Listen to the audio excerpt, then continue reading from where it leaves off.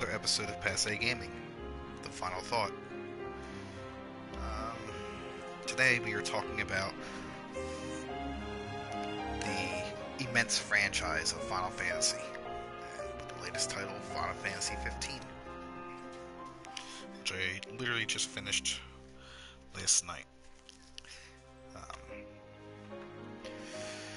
For those of you who aren't familiar with our review system here at Passe Gaming, typically I go into graphics, audio, gameplay. I'll do some likes and dislikes, maybe a rant or two, and then I'll score it based on 1 to 10. 10 being the most amazing game ever made, which I only have a handful of those games, and then 1 being absolutely trash and broken. Please excuse the burbs. They're back there doing burp things, talking shit. They always do. For instance, I believe this is for more or less a reference. Mad Max would be like a 6. It's above average game. It's a solid title. It's fun to play, and that's that. All right, let's go right to it. Graphics. So the graphics in Final Fantasy 15 are astonishing. The character models, great. The scenery is breathtaking.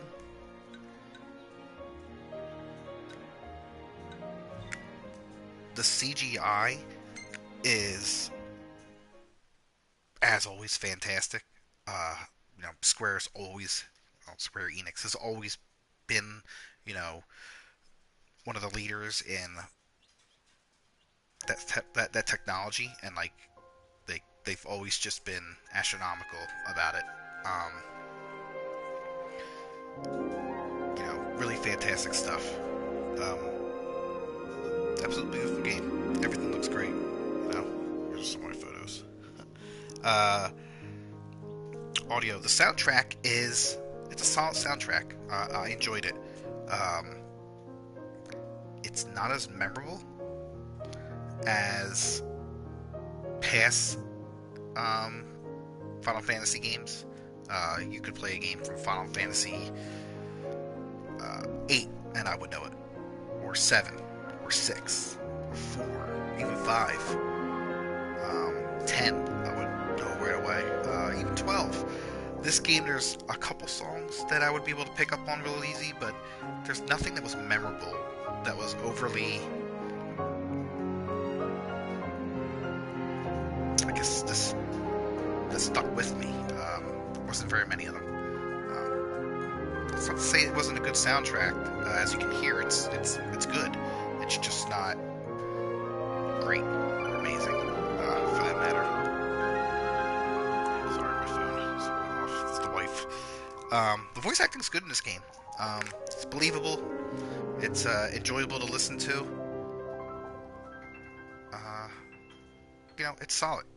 I really enjoyed the voice acting. I know some past games people complain about the voice acting, like for instance in 10, like that laughing bit, people bring up forever and it was forced, but I often thought that was kind of like the point, Jesus. That it was forced. But it is what it is. The gameplay. The controls are really easy to learn.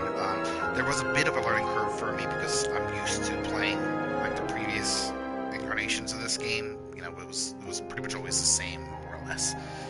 Being now that it's more of an action title, or at least this one is, it took some getting used to. But after a while, I pretty much got things down for the most part. I was never really good with the link strikes. Besides like the flanking one, that was easy. But other than that, pretty simple, pretty good. The magic system, I was a little disappointed in it. It's more or less fairly easy to learn. You gather up power from generators or stones, you store it, and then you can use that in combination with items to create spells or different effects to the spells. Like if you would just use the power alone, it would just be a fire spell, but if you combine it with other items, it would be like a stronger, more potent fire spell, where you can add different effects like stop or poison or whatever, heal.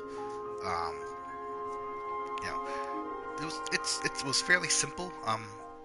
I do miss like the traditional magic system found in most Final Fantasy games.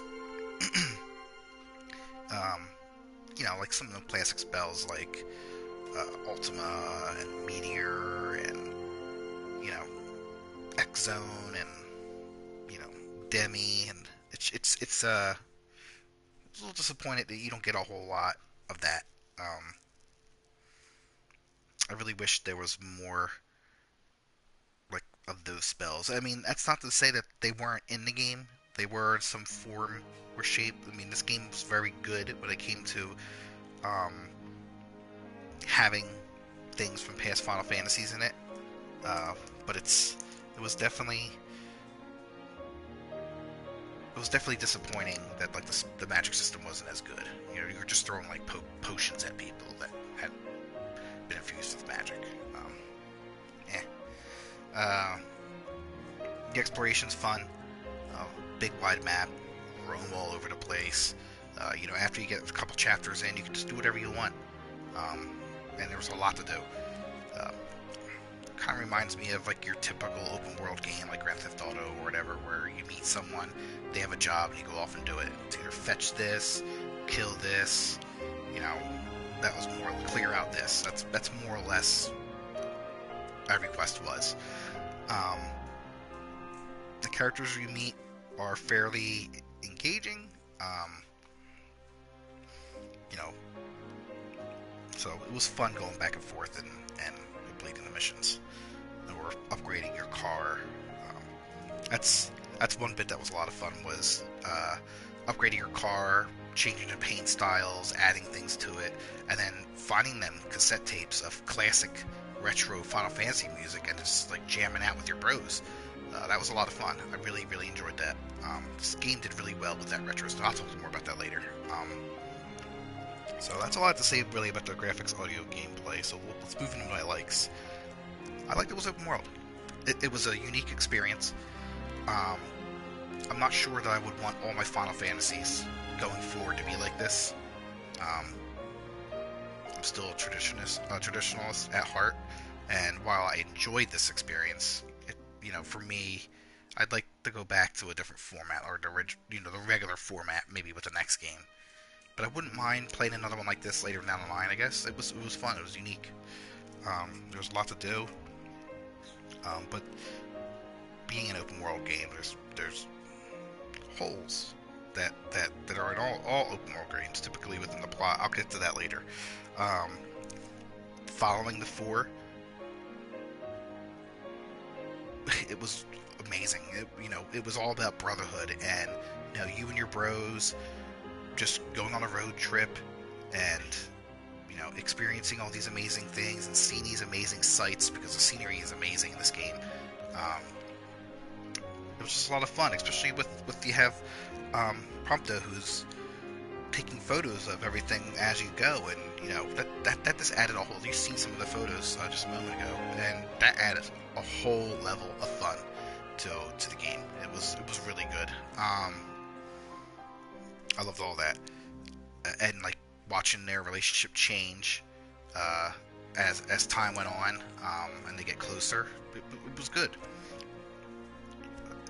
It was believable too. Same thing with the banter in game, which is great. Like, for those of you who ever played the Baldur's Gate series or Icewind Dale series from like the 90s, early 2000s, those games, the characters would talk among each other just randomly while you're walking around, like getting conversations or arguments or whatever, and it was really cool. It was really engaging. It made you feel like like it was like you would get developed into this world. You were there. This game did the same. The banter was really good. It was fun. They would joke around. Prompto would sing the Final Fantasy victory music every once in a while after they won a battle. It was a lot of fun. I really enjoyed it. Let's see what else. Oh, the retroness of this game. I know it's a big thing. You know, everyone's reaching back into the past and bringing things forward, you know, just for people to have fun. Like, there's a big surge of pixel games, which I love pixel art, so, you know, that's a big plus for me. This game did good with having enemies that we all know, or characters like Wed and Vix and like a Dragoon and all the classic music and chocobos, and you know, the Final Fantasy's always been pretty good about this, but this game's almost like a love letter to itself. And it did really well with all that stuff. Some games do it and they don't do it well. This game does it like perfectly. It was a lot of fun. Controls. Not controls, my bad. Plot. I'm reading off of. I usually don't, but it's, my thoughts tend to get scattered when I'm trying to do these reviews. So, alright, this is one of my dislikes. While the plot was okay, and it was engaging enough, I felt like it didn't follow what I normally expect from a Final Fantasy. Final Fantasies have a history of complex, I don't want overly complex, mind you, like 7, where I didn't know what the fuck was going on 90% of the time. But I wanted, you know, I wanted a dramatic, interesting, you know, plot line, and a lot of it. And it felt like this game, like a lot of open world games, it was chopped up and spread out, and there's only 15 chapters now. It sounds like a lot, but, you know, when you're spending 30, 40 hours just roaming the world and doing all the side stuff, like, you get very little in between. And it kind of got, like, it never got stale, but, you know, I've often felt let down when something story-related did show up, because it was like, I was like, I've been playing for 30 hours, and I decided to do a story bit to move ahead a little bit, and it wasn't overly engaging. Big issue with that was, like, the romance, for instance, between Noctis and Lady Ludifreya. Like, they're childhood sweethearts. I wouldn't even say that. They were close childhood friends. Lady Ludifreya being the Oracle, and Noctis being the next king, and they had that bond between one another, and they often talked about, like, their futures relating to, like, saving the world. But you've never seen anything, like, you never revealed much about, like, them and, like, their feelings towards one another, and just, you know, like, their relationship. Like, she's always presented as this thing that you want, but you don't know why. You know, she's dangled in front of you, like, oh, you want this. Noctis wants this. He wants to go get married to her, and he's very in love with her. But you don't know why. And they never really, they try to show, like, oh, look, they were, you know, they were buddies up until they were separated 10 years ago, because they haven't seen each other in 10 years. They kept in contact with a notebook they would send back and forth to one another, write stories or whatever, like pen pals. I just didn't buy it. I didn't find it overly, and like, you can even see there, like, that's them resting after, like, a hard fought. You know, they're both dead, and that's them resting or whatever. No spoilers. Obviously, it's a spoiler.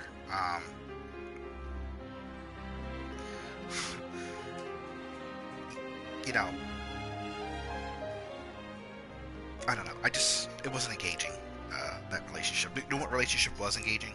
Gladius' sister and Noctis, who also grew up together and spent a lot of time together, and, like, you even get to go out on a little date with her, almost, like, sort of like a date, and like, you see their interaction and how they joke around and how they really enjoy each other's company. She even joins the party for a while, and you get to see more of that interaction. Gladius even sends you off to get a flower for her. I mean, like, there was more there than the entire game relating to Lady Ludifreya. So, I don't know. Maybe it's just me. I just found it unengaging and disappointing. And I'm a sucker for romance in games, even though I suck at it in real life. Just ask my wife. The ending, for instance, was also a little disappointing. Hey, I played a lot of Final Fantasies. Usually there's this big end fight, and then, like, you know, then you have your ending movies and all that stuff, and it explains what happens later. This game doesn't do any any of that. Like there is the big end fight, but it wasn't hard. Like it was just one-on-one fight, and I literally whooped his ass the entire time. It just wasn't good. It was it wasn't bad either. It was just like all right, end fight. Oh, that was easy. And then you see the end movie bit, and it was kind of it was a bit of a letdown. It was beautiful. It's just like, oh, he spoilers again, I guess. He sacrifices himself for everyone, and that's the end. And he made peace with that. Oh, okay. And there's a bit there. I know they added in the real edition where like more quests and just more unresolved story bits. There's a lot of that in this game. Like you don't know what happens to his 3 companions. He's dead, but his 3 companions, like I guess they died fighting these monsters that they on a regular basis whoop ass. I don't know what to think of that. And then during the ending they show like, oh, the darkness was lifted, everybody's everything's okay again, but like they don't show his 3 comrades. They're gone. It's weird. It's like, all right, I guess they're dead. Great. That's that. I guess for a quick little rant, so I'm going to keep this fairly short. There is a moment in the game. This is relating back to the romance plot holes. There's a moment in the game where you receive a phone call from Gladius' sister, Eris, and she calls up. She's letting you know that she's so relieved that you're okay because you've been gone for 10 years, and that she wants to tell you something in person that's really important, and you have to come back alive so she can tell you this. And you could tell what she wants to say to him. It's pretty obvious. Like it was obvious from the beginning that she's had something for him. And he's just like, okay, I'll be there, and we'll talk, okay? And then that was it. Like he doesn't tell her. Like he left that poor girl heartbroken. To go be off with this bitch he hasn't seen in 10 years and hardly even knows. Like I don't know. It's not really well done, that aspect of the game. Whatever. That's just me, right? Alright, so I'm gonna give it an 8 out of 10. That's my score. It's a great game overall. I mean, even despite those bits that I'm not really big on.